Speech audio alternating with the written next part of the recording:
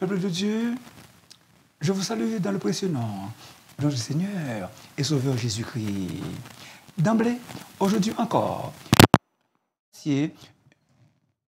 j'aimerais dire un grand merci à tous ceux qui nous envoient des commentaires. Psaume 33, versets 1 à 18. C'est là que, versets 18 et 19, c'est là que nous trouvons le message de la parole de Dieu. Et je fais la lecture au nom de Jésus. Psaume 33, versets 18 et 19. Voici, l'œil de l'Éternel est sur ceux qui le craignent, sur ceux qui espèrent en sa bonté, afin d'arracher leur âme à la mort et de les faire vivre au milieu de la famine. Parole du Seigneur. Maintenant, le sujet. Louange au Dieu créateur et sauveur. Louange au Dieu créateur et sauveur. Bien-aimés, les versets 1 à 3 du psaume 33 contiennent l'appel du psalmiste à la louange, car Dieu sied. Il est assis au milieu de son peuple dans la louange. Le psalmiste nous convie. Il nous invite à se réjouir en l'Éternel.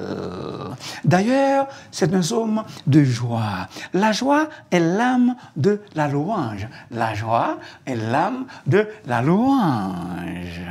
Elle est la réaction naturelle du peuple de Dieu lorsqu'il reçoit ces bénédictions, lorsque le peuple de Dieu reçoit les bénédictions de Dieu. En fait, pas seulement lorsque Dieu nous bénit, car il est digne d'être loué. Dieu mérite toute notre louange. Toute louange à l'Éternel. Toute louange à l'Éternel. Le centre du psaume présente Dieu comme créateur, sauveur, juge et souverain.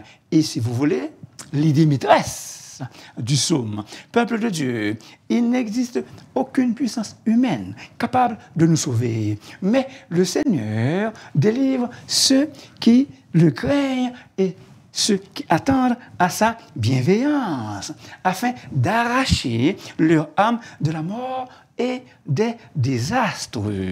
Le psaume débute et se termine sur une note joyeuse et confiante.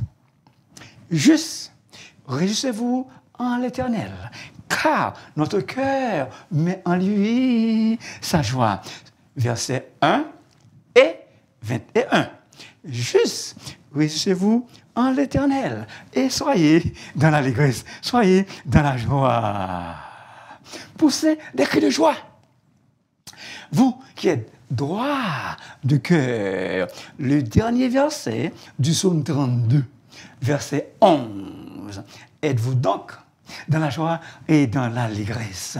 Êtes-vous heureux? Êtes-vous content? Si vous êtes triste, que Dieu éveille en vous une joie immense et débordante. Si vous êtes attristé, que Dieu éveille en vous une joie immense et débordante. C'est aussi un psaume de confiance, comme déjà dit, car nous avons confiance en son saint nom. Verset 21. Bien-aimés dans le Seigneur, voici, l'œil de l'Éternel est sur ceux qui le craignent, sur ceux qui espèrent en sa bonté. Le verset 18.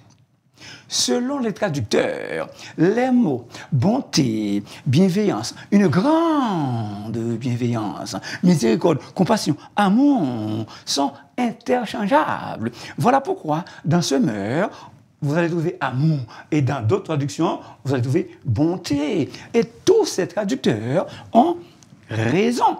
Pourquoi? Parce que le vocable hébreu récède signifie tous ces mots dont je viens de vous citer. Bonté. Sainte Thérèse d'Avila a dit « La chose la plus douce que l'on puisse faire au Père céleste est d'être bons les uns envers les autres. La Bible dit, soyez bons les uns envers les autres, compatissant, vous pardonnant réciproquement, comme Dieu vous a pardonné en Christ. Sommes-nous bons les uns envers les autres? Un géant spirituel a dit, sois bon. Rappelle-toi que chaque personne que tu rencontres mène un dur combat. Maintenant, l'Écriture, ne nous lassons pas de faire le bien, car nous moissonnerons au temps convenable si nous ne relâchons pas. Ainsi, pendant que nous en avons l'occasion, pratiquons le bien envers tous, et surtout envers les frères en la foi. Je m'attends à ne passer dans la vie qu'une seule fois. Si donc il y a quelques gestes de bonté que je peux faire ou quelques bonnes actions que je peux faire à mon prochain, laissez-moi les faire maintenant. Je ne veux ni les retarder, ni les négliger, parce que je passerai pas ici une autre fois, a dit William Penn. Hello, mes bien-aimés. Hello, peuple de Dieu. Les compassions de l'Éternel sont immenses. Les compassions de l'Éternel sont immenses. L'Éternel est bon envers tous et ses compassions s'étendent sur toutes ses œuvres. Bien-aimés, les bontés de l'Éternel ne sont pas épuisées. Ses compassions ne sont pas à l'éternel. Elles se renouvellent chaque matin. Oh, que ta fidélité est grande. L'Éternel a de la bonté pour ceux pour qui espèrent en lui. Lamentation 3, verset 22, verset 23, verset 25. Notre Dieu est fidèle envers nous. Si nous sommes infidèles, lui, il reste et demeure fidèle. Sa fidélité est grande. La fidélité de l'Éternel est grande. Elle dure toujours, à tout jamais. Verset 18. Voici un verset parallèle à ce verset qui dit la même chose. Je t'instruirai, je te montrerai la voie que tu dois suivre.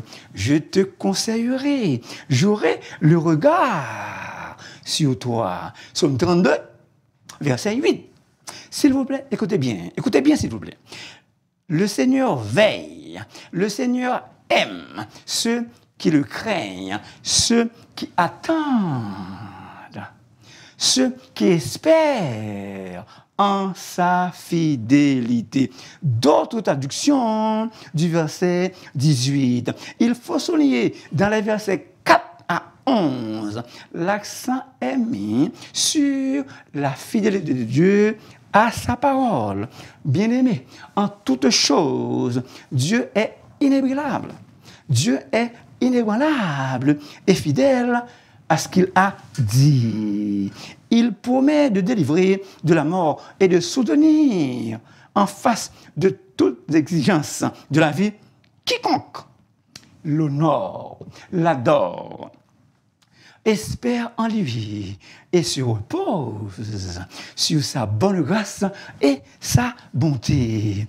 Même si nous marchons dans la vallée de l'ombre de la mort, nous ne devons craindre aucun mal, car le Seigneur est avec nous. Bien-aimés dans le Seigneur, sa roulette et son bâton nous rassurent.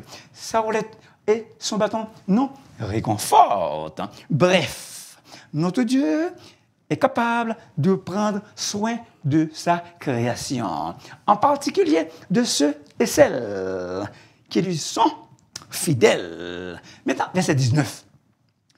Et de les faire vivre au milieu de la famine. Notre Dieu est capable de combler tous nos besoins quotidiens. Créez l'Éternel et servez-le fidèlement de tout votre cœur. 1 Samuel 12, verset 24. Du reste, ce qu'on demande des dispensateurs, c'est que chacun soit trouvé fidèle. 1 Corinthiens 4, verset 2. Sommes-nous fidèles à notre Dieu? Sommes-nous fidèles dans son œuvre? Il est écrit, maudit soit celui qui fait avec négligence le travail de Dieu. Maudit soit celui qui fait avec négligence l'œuvre de Dieu. La miséricorde de Dieu est insondable. Miséricorde insondable. La miséricorde et la bonté de l'Éternel. Louez l'Éternel, car il est bon. Car sa miséricorde dure toujours. Qu'Israël dise, car sa miséricorde dure toujours. Peuple de Dieu, Israélites, par la foi en Jésus-Christ, que nous disions tous ensemble, together, car sa miséricorde dure à toujours. Que la maison d'Aaron dise, car sa miséricorde dure à toujours. Que votre maison dise à toujours et à perpétuité, car sa miséricorde dure à toujours. Psaume 118, verset 1 à 4. La recette, la miséricorde constante de l'Éternel. Louez l'Éternel, car il est bon, car sa miséricorde dure toujours. Psaume 36, verset 1. Car sa miséricorde dure à toujours. Ce refrain revient dans les 26 versets. Les rachetés de l'Éternel. N'arrêtez pas de dire dans votre cœur, car sa miséricorde dure à toujours. Pas suspendu dans le cœur, car sa miséricorde dure à toujours. Maintenant, un proverbe marocain. Dieu fait preuve de miséricorde à l'endroit de ceux qui font preuve de bonté. Dieu fait preuve de miséricorde à l'endroit de ceux qui font preuve de bonté. Amour. Ce n'étaient pas les clous qui tenaient Jésus sur la croix. C'est bel et bien son amour envers vous et moi. Dieu prouve son amour envers nous. En ce que, lorsque nous étions encore des pécheurs, qu'est-ce qui est arrivé? Christ est mort pour nous. 1 Corinthiens 13, verset 4, nous donne une définition de l'amour de Dieu. Il est patient, il est plein de bonté, il n'est pas envieux. Ça, là, ce sont les caractéristiques de l'amour de Dieu. Mais la vraie définition de l'amour de Dieu, c'est 1 Jean, chapitre 4, verset 10. Écoutez bien, s'il vous plaît, le verset. Et cet amour consiste non point en ce que nous avons aimé Dieu, mais en ce qu'il nous a aimé et nous a envoyé son Fils comme victime expiatoire pour nos péchés. Très important, s'il vous plaît, ouvrez grand vos oreilles. L'amour est défini, non pas notre amour pour Dieu, mais son amour pour nous, pour vous et moi qui m'écoutez. L'amour est défini, non pas comme notre amour pour Dieu, mais son amour pour nous. Bien-aimés, il faut croire en l'amour que Dieu a pour vous. Nous aimons Dieu parce qu'il nous a aimés le premier. Vous êtes vraiment aimés de Dieu. Il vous aime, il vous estime d'un amour, il vous estime, il vous aime d'un amour éternel, au plus haut point, au zénith. L'opinion des autres à votre égard, à mon égard, n'a pas d'importance. Bien-aimés dans le Seigneur, vous qui êtes sauvés par sa grâce, vous êtes ses bien-aimés. Celui-ci est mon Fils bien-aimé, en qui j'ai mis toute mon affection, en qui j'ai mis tout mon amour. C'est la voix du Père céleste lors de son baptême lors du baptême de son fils. Mon cher ami, es-tu un fils de Dieu? Es-tu un enfant de Dieu? Pour être un enfant de Dieu, il faut que tu acceptes Jésus-Christ par la foi comme ton Seigneur et Sauveur. Il faut croire en son nom. Mais à tous ceux qui l'ont reçu, qui ont reçu Jésus, la parole incarnée, la parole faite chair.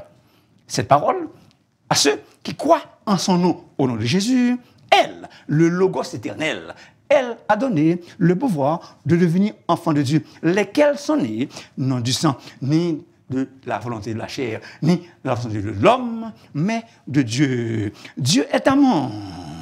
Othéos, agapé, estine. Dieu est amour. Othéos, agapé, estine. 1 Jean 4, verset 16. Il n'y a rien que nous puissions faire pour lui porter à nous aimer un peu plus. De même, il n'y a rien que nous puissions faire pour porter Dieu à nous aimer le moins.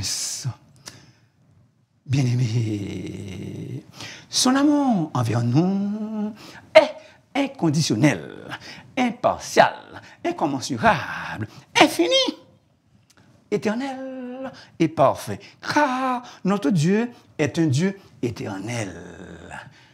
Quand on demanda à une fille de citer le nom de l'enfant que sa mère aime le plus, elle a répondu promptement: ma mère aime Jimmy le plus parce qu'il est le plus âgé.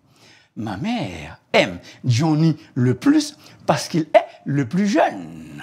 Et ma mère m'aime le plus parce que je suis la seule fille de la famille. Bien-aimé, on ne peut trouver rien de plus parlant que cette réponse pour expliquer l'amour du Seigneur pour chacun de ses enfants.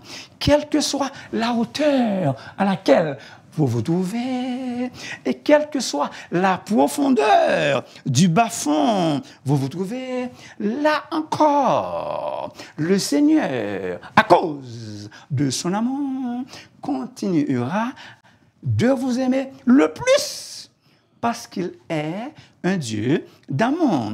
L'amour de Dieu est sans frontières, sans limite ni borne. Il aime le monde entier. Jean 3,16, car Dieu a tant aimé le monde. Verset 19, ici, il s'agit manifestement d'un amour en alerte, d'un amour attentif au danger, un amour envers vous et moi, sensible à nos besoins. Hello, peuple de Dieu. Hello, chers internautes. L'essence de la bonne nouvelle, l'essence de l'évangile est résumée en 5 solas. Il constitue la quintessence. Ça veut donc dire le meilleur de la foi chrétienne. Selon notre texte, nous devons vous parler aussi, par la grâce de Dieu, de la grâce de Dieu. Sola gratia, la grâce seule. La grâce, vous le savez déjà, la grâce est une faveur imméritée. Si tu as une bonne santé, c'est la grâce. Si tu es capable de marcher, c'est la grâce. Si tu n'as pas une bonbonne d'oxygène pour respirer encore et encore, c'est la grâce. Tu respires sans arrêt, constamment, tout le long, c'est la grâce. Que tous ceux qui respirent louent l'Éternel. Tu as le mouvement, la respiration et l'être. C'est encore la grâce de Dieu. Tu es sur YouTube ou Facebook pour adorer, pour glorifier Dieu avec moi.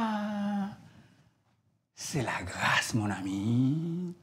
Si tu as un travail, c'est à cause de la grâce de Dieu. Bien-aimé, la foi en Dieu. N'oubliez pas que le psaume 33 est aussi un psaume de confiance en Dieu. Quel Dieu? Le Dieu trinitaire. Père, le Dieu trine, Père, Fils et Saint-Esprit, omniprésent, omniscient, omnipotent, le Tout-Puissant, celui qui coupa en deux la mer Rouge et fit passer Israël au milieu d'elle. Vous qui m'écoutez, l'Éternel, le Dieu des armées, Adonai, Sevaot, le Tout-Puissant, dit Almighty, peut faire pour vous des miracles suprêmes. Il peut accomplir pour vous des prodiges extraordinaires. Mais il faut lui faire entièrement confiance, même s'il est invisible. Faut faire bon Dieu confiance, même sous parole. Moïse, avec ses yeux de la foi, voyait celui qui était invisible. Il se montra ferme, comme voyant celui qui est invisible. Il n'était pas effrayé, Moïse. Il n'était pas effrayé de la colère du roi. Peuple de Dieu, il faut investir en Dieu. Confiance et foi. Dieu observe particulièrement tous ceux qui se confient en lui pour prendre soin d'eux. Dieu observe particulièrement tous ceux qui se confient en lui pour prendre soin d'eux. Des apostrophes EX. Peuple de Dieu, il faut que nous soyons reconnaissants envers Dieu pour les grâces qu'il a manifestées envers nous. Et là, peuple de Dieu, et là, chers internautes, il faut avoir un esprit de reconnaissance et de gratitude envers Dieu parce qu'il a multiplié ses grâces envers vous et moi. De facto, Dieu nous a graciés. Amen, oui. Bon Dieu fait nous grâce. Il y en a qui sont ingrats. Pas vous qui m'écoutez. Toutefois, il ne faut pas être ingrat. Il faut rendre action de grâce à Dieu pour toutes choses, choses au pluriel. Pour toutes choses. Car toute grâce excellente et tout don parfait descendent d'en haut, du Père des lumières, chez lequel il n'y a aucun changement, ni ombre de variation. Bien-aimés, écoutez bien s'il vous plaît. Théologiquement et bibliquement parlant, Dieu ne nous doit rien, absolument rien. Du début jusqu'à la fin de la vie chrétienne, tout est grâce. La grâce de Dieu peut vous amener là où vos propres efforts, là où vos capacités personnelles ne pourront jamais, au grand jamais, vous amener. Je déclare que la grâce de Dieu vous amène là où vous n'êtes pas capable d'arriver. Il est écrit, confie-toi en l'Éternel de tout ton cœur et ne t'appuie pas sur ta sagesse. L'histoire du christianisme est une belle histoire vraie, véritable et véridique. L'histoire de Jésus-Christ, pas gain menti la donne. C'est la vérité. Rien que la vérité. Toute la vérité est la vérité absolue. La grâce de Dieu est souveraine. Et donc, elle est libre de choisir qui elle veut. Que la grâce de Dieu coule librement à grand flot sur vous. Que la grâce de Dieu coule librement à grand flot sur vous. Peuple de Dieu, la grâce de Dieu cherche qui elle veut. Elle tombe sur qui elle veut. Que la grâce de Dieu tombe abondamment sur vous. La grâce de Dieu est réelle. Elle produit et donne des résultats. Regardez les oiseaux du ciel. Ils ne sèment ni ne moissonnent. Votre Père céleste les nourrit. Salomon même, dans toute sa gloire, n'a pas été vêtu comme l'un d'eux. Ça là, c'est purement la grâce de Dieu. Amen. Mais il faut chercher, premièrement, le royaume et la justice de Dieu. Et toutes choses vous seront données par-dessus. La grâce de Dieu peut agir à l'instant même dans votre vie. Parce que Jésus-Christ, la grâce, était venu pour vous et moi. Il est le même hier, aujourd'hui et éternellement. Que la grâce agisse sur vous maintenant même. Tout ce que nous avons vient de Dieu. Dieu est le donneur et nous sommes les receveurs. Qu'as-tu que tu n'as pas reçu? Dieu nous donne et nous recevons. Ainsi, nous devons être humbles. Aucun lieu, aucune raison d'être enflé d'orgueil, aucune raison de péter les bretelles. Mon cher ami, Dieu t'aime tant, il t'aime beaucoup. Voilà pourquoi il t'a envoyé son Fils unique, Jésus-Christ, afin que tu ne périsses point, mais que tu aies la vie éternelle si, et seulement si, tu crois en lui. Es-tu déjà venu à Jésus par la foi?